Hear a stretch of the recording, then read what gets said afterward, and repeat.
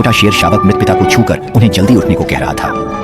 पिता के चेहरे के पास जाकर उनकी ठंडी गोद में धीरे से लेट गया, यह उम्मीद करते हुए कि पिता हमेशा उसके साथ रहेंगे। पर पिता की आंखें फिर कभी नहीं खुली। तभी चाचा आए। छोटे शेर ने रोते हुए बताया कि पिता उसे बचाने के लिए जंगली भैंसे से कुचले गए थे, पर उसे नहीं पता था कि चाचा ने ही पिता को खाई में धकेला था। चाचा ने सिंहासन हथियाने के लिए यह दुर्घटना रची थी और सारा इल्जाम छोटे शेर पर डाल दिया था। तुमने ही राजा को मारा, तुमने ही अपने पिता को मरवाया, तुम्हें यहाँ रहने का कोई हक नहीं, निकल जाओ, कभी वापस मत आना।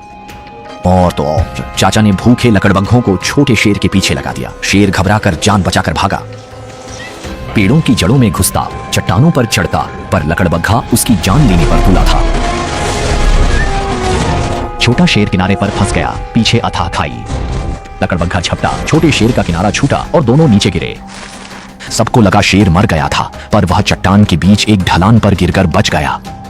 जान बचाकर निकले छोटे शेर ने मां के पास जाने की हिम्मत नहीं की। चाचा के तुमने पिता को मारा वाले शब्द उसे श्राप की तरह सता रहे थे। वह डर और ग्लानि से चूर अपने नन्हे शरीर को घसीटता, लड़खड़ाता हुआ अंतहीन रेगिस्तान में चला गया।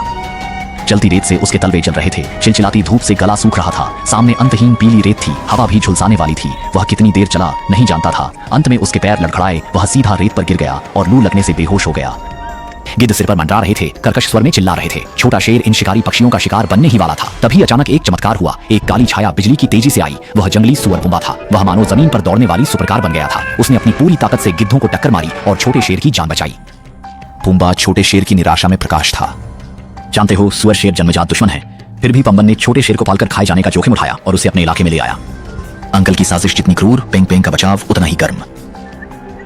तब से छोटा शेर पम्बा और अन्य जानवरों के साथ कीड़े और जंगली फल खाता था। राजकुमार का उसका पुराना दर्जा इन छोटे छोटे प्यार भरे पलों में खो गया था।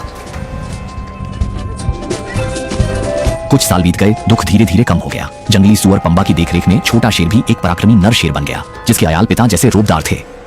वह राजकुमार होना भूल इसे घर मान बैठा। गहरी खाई उसकी जान नहीं ले पाई। पेंग पेंग के साथ ने उसे नया जीवन दिया। असल में यही छोटे छोटे पल सबसे सुकून भरी जिंदगी है।